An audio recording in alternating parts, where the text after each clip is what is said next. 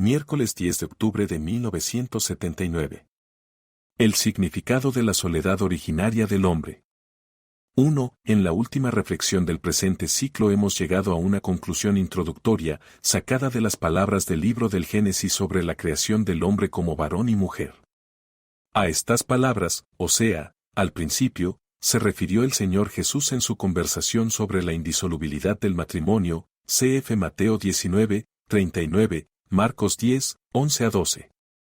Pero la conclusión a que hemos llegado no pone fin todavía a la serie de nuestros análisis. Efectivamente, debemos leer de nuevo las narraciones del capítulo 1 y 2 del libro del Génesis en un contexto más amplio, que nos permitirá establecer una serie de significados del texto antiguo, al que se refirió Cristo. Por tanto, hoy reflexionamos sobre el significado de la soledad originaria del hombre. 2. El punto de partida de esta reflexión nos lo dan directamente las siguientes palabras del libro del Génesis: no es bueno que el hombre, varón, esté solo, voy a hacerle una ayuda semejante a él. Génesis 2, 18. Es Dios Yahvé quien dice estas palabras. Forman parte del segundo relato de la creación del hombre y provienen, por lo tanto, de la tradición yavista. Como hemos recordado anteriormente, es significativo que, en cuanto al texto yavista, el relato de la creación del hombre, varón, es un paisaje aislado, cf. Génesis 2, 7, que precede al relato de la primera mujer, cf. Génesis 2, 21 a 22. Además es significativo que el primer hombre, Adán, creado del polvo de la tierra, solo después de la creación de la primera mujer es definido como varón, is. Así, pues, cuando Dios Yahvé pronuncia las palabras sobre la soledad, las refiere a la soledad del hombre en cuanto tal, y no solo del varón, 1. Pero es difícil, basándose solo en este hecho, ir demasiado lejos al sacar las conclusiones.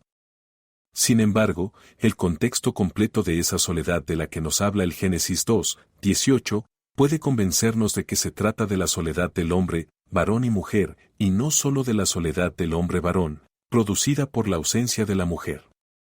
Parece, pues, basándonos en todo el contexto, que esta soledad tiene dos significados: uno, que se deriva de la naturaleza misma del hombre, es decir, de su humanidad, y esto es evidente en el relato de Génesis 2, y otro, que se deriva de la relación varón-mujer, y esto es evidente, en cierto modo, en base al primer significado. Un análisis detallado de la descripción parece confirmarlo. 3. El problema de la soledad se manifiesta únicamente en el contexto del segundo relato de la creación del hombre. En el primer relato no existe este problema. Allí el hombre es creado en un solo acto como varón y mujer. Dios creó al hombre a imagen suya, varón y mujer los creó. Génesis 1, 27. El segundo relato que, como ya hemos mencionado, habla primero de la creación del hombre y solo después de la creación de la mujer de la costilla del varón, concentra nuestra atención sobre el hecho de que el hombre está solo, y esto se presenta como un problema antropológico fundamental, anterior, en cierto sentido, al propuesto por el hecho de que este hombre sea varón y mujer. Este problema es anterior no tanto en el sentido cronológico, cuanto en el sentido existencial, es anterior por su naturaleza.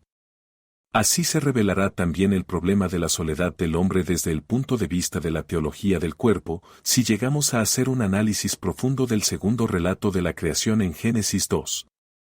4. La afirmación de Dios Yahvé no es bueno que el hombre esté solo, aparece no solo en el contexto inmediato de la decisión de crear a la mujer, voy a hacerle una ayuda semejante a él, sino también en el contexto más amplio de motivos y circunstancias que explican más profundamente el sentido de la soledad originaria del hombre.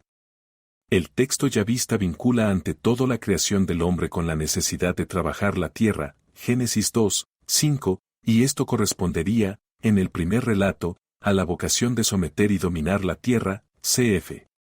Génesis 1, 28. Después, el segundo relato de la creación habla de poner al hombre en el jardín en Edén, y de este modo nos introduce en el estado de su felicidad original. Hasta este momento el hombre es objeto de la acción creadora de Dios Yahvé, quien al mismo tiempo, como legislador, establece las condiciones de la primera alianza con el hombre. Ya a través de esto, se subraya la subjetividad del hombre, que encuentra una expresión ulterior cuando el Señor Dios trajo ante el hombre, varón, todos cuantos animales del campo y cuantas aves del cielo formó de la tierra, para que viese cómo las llamaría, Génesis 2, 19.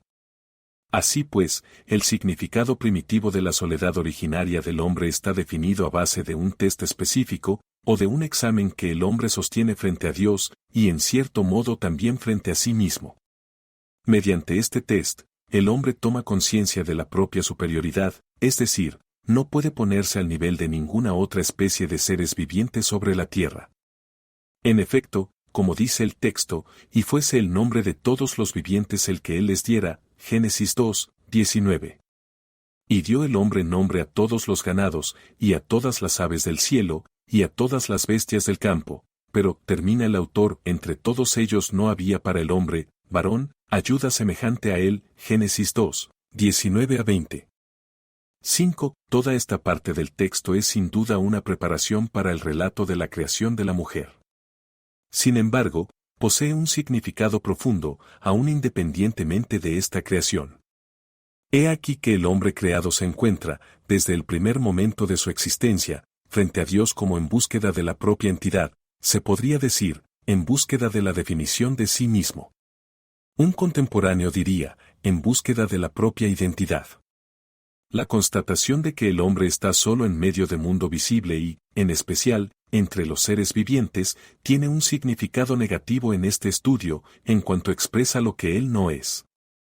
No obstante, la constatación de no poderse identificar esencialmente con el mundo visible de los otros seres vivientes, Animalia, tiene, al mismo tiempo, un aspecto positivo para este estudio primario. Aun cuando esta constatación no es una definición completa, constituye, sin embargo, uno de sus elementos. Si aceptamos la tradición aristotélica en la lógica y en la antropología, sería necesario definir este elemento como género próximo, genus proximum, 2. 6. El texto yavista nos permite, sin embargo, descubrir incluso elementos ulteriores en ese maravilloso pasaje en el que el hombre se encuentra solo frente a Dios, sobre todo para expresar, a través de una primera autodefinición, el propio autoconocimiento, como manifestación primitiva y fundamental de humanidad. El autoconocimiento va a la par del conocimiento del mundo, de todas las criaturas visibles, de todos los seres vivientes a los que el hombre ha dado nombre para afirmar frente a ellos la propia diversidad. Así, pues, la conciencia revela al hombre como el que posee la facultad cognoscitiva respecto al mundo visible. Con este conocimiento que lo hace salir, en cierto modo, fuera del propio ser, al mismo tiempo el hombre se revela a sí mismo en toda su peculiaridad de su ser. No está solamente esencial y subjetivamente solo. En efecto, soledad significa también subjetividad del hombre, la cual se constituye a través del autoconocimiento. El hombre está solo porque es diferente del mundo visible, del mundo de los seres vivientes. Analizando el texto del libro del Génesis, somos testigos, en cierto sentido, de cómo el hombre se distingue frente a Dios Yahvé de todo el mundo de los seres vivientes, Animalia, con el primer acto de autoconciencia, y de cómo, por lo tanto, se revela a sí mismo y, a la vez, se afirma en el mundo visible como persona. Ese proceso delineado de modo tan incisivo en Génesis 2, 19 a 20, proceso de búsqueda de una definición de sí, no lleva solo a indicar, empalmando con la tradición aristotélica, el genus proximum, que en el capítulo 2 del Génesis se expresa con las palabras, ha puesto el nombre, al que corresponde la diferencia específica que, según la definición de Aristóteles, es nous, son noetikon. Este proceso lleva también al primer bosquejo del ser humano como persona humana con la subjetividad propia que la caracteriza.